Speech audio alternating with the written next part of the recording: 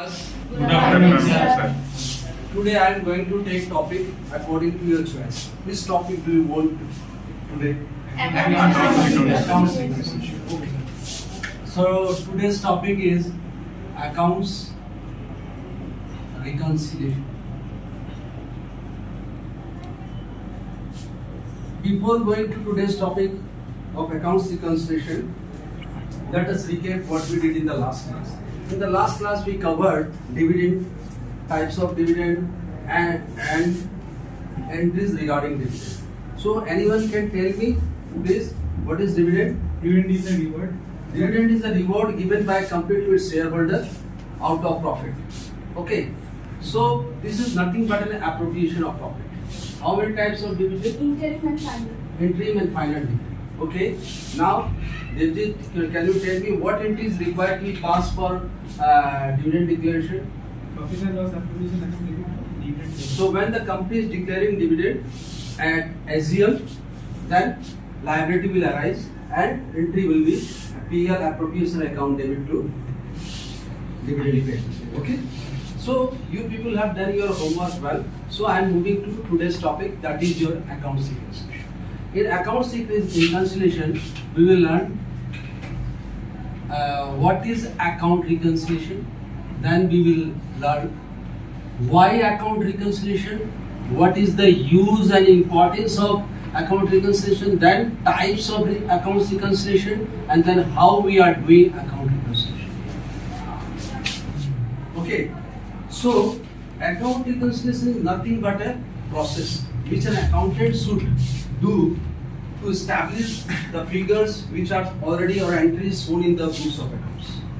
So, I am not going in in complicated manner. I am taking a simple example which you people are doing accounts reconciliation every day, or you people are doing in your day-to-day life. You must have a grocery shop in your locality, and many of you may have accounts with that grocery shop. You means your papa, mummy may have account.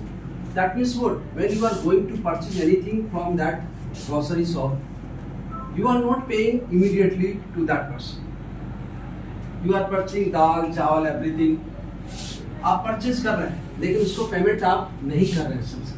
क्या कर रहे हैं? अब वो आपसे जो भी खरीदना है आपने माल ले लिया, उससे दाल, चावल, आटा जो भी चाहिए वो आपने दिया. लेने के बाद में क्या हुआ? उसने आपको एक स्लिप दे दिया और उसने अपनी एंट्री कर ली अपने बुक्स के अंदर. आप क्या करते हो? वो स्लिप लेकर, दैट इज कॉल्ड चिरकुट, वो चिरकुट लेकर आप चले जाते हो अपने घर के अंदर में, and every day you are doing this. So हर दिन आप उससे सामान खरीद रहे हो, जिस दिन भी खरीद रहे हो यही सिलसिला चलता है. महीने के जब खत्म होता है, at the end of the month, that person will ask for money. तो आपके पापा क्या करते हैं? उसको पेमेंट करते हैं. तो बिफोर मेकिंग द पेमेंट आपके पापा क्या पूछते हैं? उससे जरूर पूछते हो भाई आपका हिसाब कितना हो, what is your total amount to be paid to you. तो इन दैट केस वो आपको बताता है सर 11,000, आपके पापा को बताता है 11,550 आपसे मिलेगा मुझे. ओके, आपके पापा कहते हैं okay, I will tell you, I will take the payment tomorrow, let me check.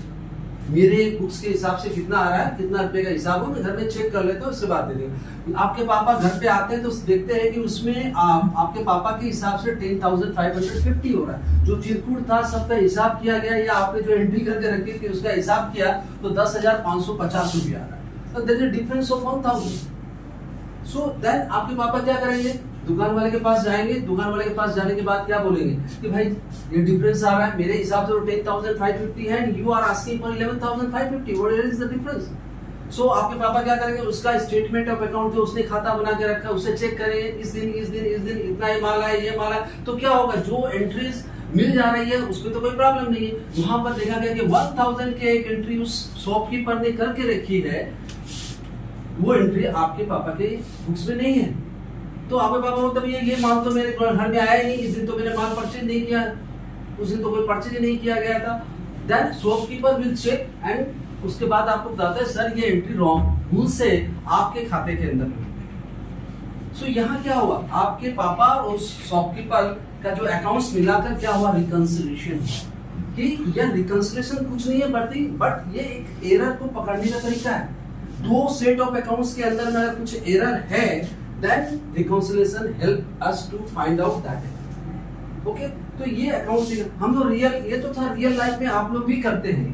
दूसरा है, मैं आपको दिखा सकता हूँ, जैसे अगर हम लोग कॉमर्स के लोग हैं तो कॉमर्स के हिसाब से हम लोग देखते हैं कि इन द बुक्स ऑफ राम, एक कंपनी है, इन the books of Ram and company. इसके अंदर में समझो राम एंड कंपनी का एक डेटर है श्याम। श्याम जो है इसका डेटर है। तो अब ये क्या करेगा, ये इसका लीजर है, ये डेबिट, ये क्रेडिट। अब राम श्याम को माल बेचता है। समझो आपका 1 मार्च 2022 को इसने माल बेचा, 1 लाख रुपए का माल बेचा। और इंद्रो क्या एंट्री होगी, Shyam account debit to sales, Shyam account debit to sales account. तो यहाँ पर ये पोस्टिंग आ गया 1 लाख रुपए का। अब ये दूसरा बुक्स है, इन the books of Shyam. Shyam के लिए राम क्या है, क्रेडिट है, तो वो भी अपना लेजर मेंटेन करेगा और उसके अंदर में डेबिट क्रेडिट। तो श्याम के लिए क्या है, purchase account debit to Ram. तो एंट्री क्या होगी, समझो 1 तारीख को इसको मिला, 4 तारीख को इसको गुड्स मिला, 4/3/22 को इसको गुड्स मिला, तो बाय परचेज करके उसने एंट्री कर ली आपका 1 लाख। देन नॉर्मली क्या होगा, then after that you will, Shyam will make the payment to Ram. तो Ram account will be debited, what will the entry, Ram debit to bank. So समझो इसने 15 तारीख को पेमेंट किया, 15/3/2022 को to bank, and now in this case 50,000 इसने पेमेंट कर दिया। So what will be the entry in the books of Shyam. Shyam को क्या करना चाहिए, bank account debit to Shyam, तो ये बैंक करेगा। तो इसने क्या किया, इसका 18 तारीख को एंट्री हुआ, इसके बैंक में क्रेडिट हुआ by bank. So both the parties are making entries in their books of accounts independently. Now after that, Shyam ने क्या किया, कुछ गुड्स रिटर्न कर दिया। ये गुड्स जब रिटर्न किया गया था उस दिन 28 तारीख था, 28/3/2022 टू क्या हुआ आपका परचेज रिटर्न हो जाएगा। तो परचेज रिटर्न, सो परचेज रिटर्न हो गया समझो 20,000 का। सो डेटा इधर में Ram will also pass the entry, but 31 मार्च हो रहा है, उसको गुड्स मिला है नेक्स्ट अप्रैल के अंदर में जाकर, तो that entry will not be here. तो यहाँ पर उसने कोई एंट्री नहीं की, because goods received by Ram is on 1 April, so there will be no entry in the month of March. And Ram ने भी एक काम और किया, राम ने इसको डिस्काउंट दिया, समझो 2% डिस्काउंट दिया, 2% डिस्काउंट दिया, तो एंट्री क्या होगी, what is that, debit to Shyam, discount allowed debit. तो डिस्काउंट अलाउड का वो क्या करेगा, और 2,000 रुपया यहाँ पर। So now the 31 March is complete. तो ये लोग दोनों क्या था, दोनों अपने बुक्स ऑफ अकाउंट्स को क्लोज कर दो। तो now the balance 1 lakh, and यहाँ बैलेंस आ रहा है आपका कितना, यहाँ 50,000 होगा, sorry 50,000। So now on 31st March, what we are seeing, Ram book is showing a balance of rupees 48,000. 48,000. 1 lakh. And in the books of Sham, what we are seeing, it is showing a balance of rupees 30,000. To balance CD. So on a particular date, the 2 sets of accounts are showing 2 different. Ram ने अपने books में दिखाया कि राम क्या बोलेगा श्याम को, भाई मैं तुमसे 48,000 मांगता हूँ, एंड श्याम क्या बोला, नो सर ओनली 30,000, मैं तो आपको सिर्फ 30,000 दूंगा। So there is a difference. When there is a difference you need, why, because there is a difference.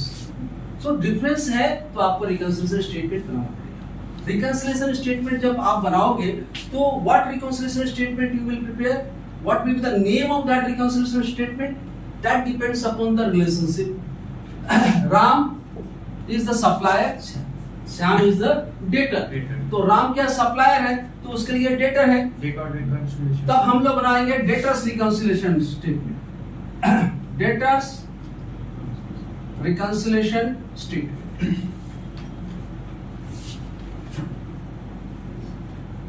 As on 31/3/20, 31/3/22. This is what debtors reconciliation. Now the debtor reconciliation can be started with any of the balance. This balance or this balance. You can start with 30,000 balance. You can start with 48,000 balance. Okay. और जिस balance से आप शुरू करोगे उसके दूसरे balance पर आपको पहुंचना है, क्योंकि आपको रिकंसाइल करना। तो रिकंसिलिएशन स्टेटमेंट जब हम लोग बना रहे हैं, we can start with any balance. So in this case I am starting with the RAM balance. Suppose I am the accountant of RAM and Company. तो राम एंड कंपनी के बुक्स में हम बना रहे हैं, तो मैंने लिखा यहाँ पर debtors reconciliation statement and balance as per our record. As per our record, our record is showing how much balance? 48,000. Okay, so 48,000. So before going to reconciliation statement, first you check कि कोई opening balance है क्या? There is no opening balance. So now check the balance, closing balance. There is a balance of 48,000. There is a balance of 38,000. There is a difference. So there is a need of reconciliation statement. Okay? Why reconciliation statement? We already understood. Now the thing is that now we will tick out. This is the common entry. 1 lakh entry done by Shyam done by Ram in his books, and 1 lakh entry done by Shyam in his books. So this is what is a common entry, and this is 50,000. This entry is also there. So we are getting only 2 entries which are done in the books of. There is an entry of 2,000 discount which is done by Ram but not done by the Shyam, and there is a purchase return of entry which is done by Shyam but not in the books of Ram. So we are getting 2 entries, or we can say these are the point of differences. In 2 entries की वजह से difference आ रहा है, तो इसको हम लोग कैसे एडजस्ट करेंगे, कैसे इसको करना है? तो ये डिपेंड करता है आप जिस बैलेंस से आप शुरू करते हैं, जिस बैलेंस से आप शुरू करते हैं उस बैलेंस के ऊपर में उन एंट्री का क्या इफेक्ट पड़ता है, that should be taken into consideration. So in this case 2000, take the first case of discount allowed. I have started with my own balance. मैंने ये एंट्री की 2000 की, ये एंट्री इधर में क्रेडिट में होनी चाहिए थी, तो होनी चाहिए थी लेकिन नहीं है. तो इसका बैलेंस क्या हुआ है? इसका बैलेंस तो आपका 30,000 है. अगर ये 2,000 की एंट्री इधर हो जाती तो क्या होता? सॉरी, 2,000 की एंट्री आपकी ये क्रेडिट के अंदर में, तो ये एंट्री यहाँ पर आएगी.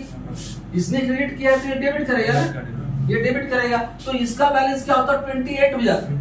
लेकिन ऐसा है नहीं, इसका बैलेंस बढ़ा हुआ है और मेरा बैलेंस क्या हुआ? 48,000 कम हो गया. कम हो गया तो मुझे क्या करना है? मैंने अपने बैलेंस से शुरू किया है, तो 2,000 I will add discount allowed but not shown in party account. तो ये मेरा क्या हो गया? बैलेंस 2,000 ऐड हो गया. And then another entry 20,000 which is done by the Shyam but it is not in my books. So अगर मेरी एंट्री यहाँ पर होती तो उसने मुझे क्या किया? डेबिट, तो मैं उसको करता क्रेडिट. अगर मैं क्रेडिट करता तो मेरा बैलेंस का 48,000 रहता? नहीं रहता. तो it will be 28,000. So now the case is कि मेरा बैलेंस क्या हुआ है? फिर बढ़ा हुआ है. अगर एंट्री हो जाती तो 28,000 होता. नाउ द एंट्री इज करने के बाद क्या होता? एडजस्ट होता. लेकिन अब मुझे क्या करना पड़ेगा? तो इसको लेस करना पड़ेगा. Less purchase return but not shown in our books.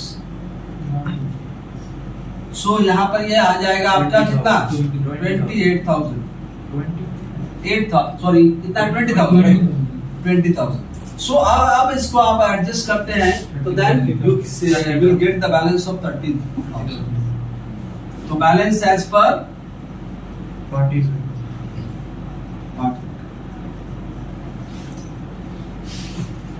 So this is reconciliation statement.